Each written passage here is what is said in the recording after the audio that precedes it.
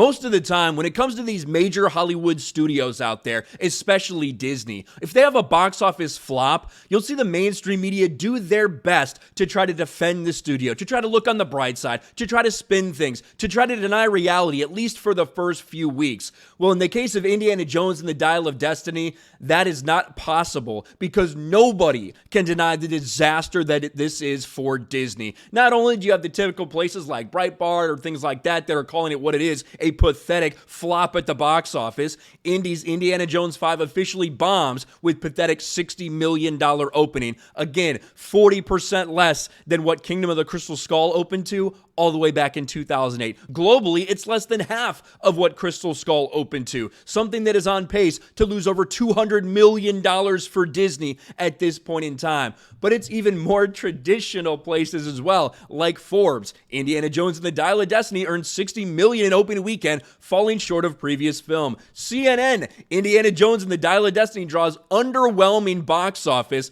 on opening weekend. Even when you look at the 5-day, here's Variety. Indiana Jones and the Dial of Destiny only cracking $82 million through 4th of July. Once again, to put these things in perspective, this keeps it around less than half of the tracking from Indiana Jones' Kingdom of the Crystal Skull. But Dial of Destiny is a movie that costs a lot more than Crystal Skull did. Indiana Jones and the Dial of Destiny is a movie that likely needs to hit around $900 million at the box office globally just to break even. And that is just not going to happen. Not only is it flopping here domestically, but when you look internationally, especially in China, this thing's bombing too. Disney's Indiana Jones bombs all over the world with $2.3 million opening in China.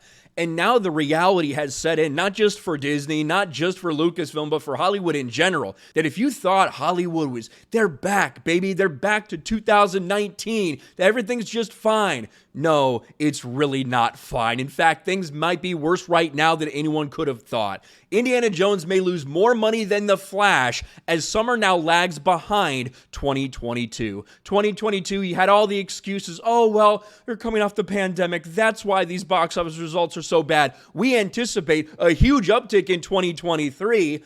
Unfortunately, as of right now, they're behind that pace. Not at all the healthy Hollywood that so many people were trying to pretend like would happen in 2023. And Indiana Jones and the Dial of Destiny, which immediately followed The Flash, and these two movies back to back, The Flash, then Indiana Jones, Dial of Destiny, those two combined might end up being the single worst flops for each of those studios, Warner Brothers and for Disney. But let's look at some of the numbers that they're throwing out here when it comes to Indiana Jones. Indiana Jones and the Dial of Destiny, with a reported budget close to $300 million, opened to $130 million worldwide. This weekend marks the midway point of the summer's movie season, which began with expectations that might achieve a 20% uptick. As of now, the season's total gross sits slightly below last year. Add in marketing, including its Cannes Film Festival premiere, the total investment for Indy might total $450 million with no path to profit. Unless there's a massive turnaround for Indiana Jones, unlikely given its trajectory and competition with Mission Impossible, it will get between $300 and $350 million worldwide. Those are the lowest estimates I've seen yet.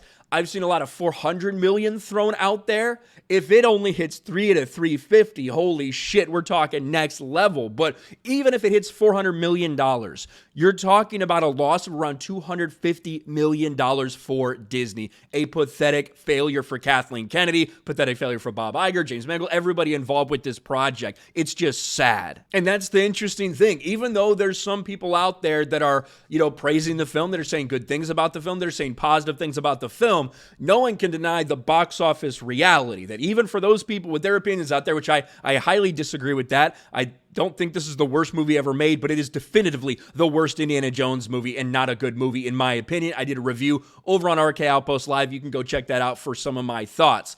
But everyone in the mainstream media, from the alternative media, everyone is in agreement that this is something that is going to lose over $200 million for Disney. There's no getting around that. There's no spinning that. There's no denying that. You could try to make up all the excuses in the world. Oh, nostalgia's over. No, nostalgia's not over. If you do nostalgia right, it works perfectly fine. Take something like Top Gun Maverick. That was made based on nostalgia, but they respected the character and they respected the fan base. Look at something like No Way Home. That had plenty of nostalgia in it, but they respected the character, they respected the fan base. When you have something like Indiana Jones, you don't respect the character, you certainly don't fucking respect the fan base, you end up with this. People are tired of their characters, their heroes being destroyed, especially if they sniff that it has anything to do with identity politics at all. People are not even going to give that a chance anymore. They're just going to walk away, and that is what has happened to Indiana Jones. A massive, massive failure for Disney. Let me know your thoughts about this in the comments section below. Smash a like button, subscribe to the channel, ring the bell for notifications, share this video out there, and I'll talk to you later.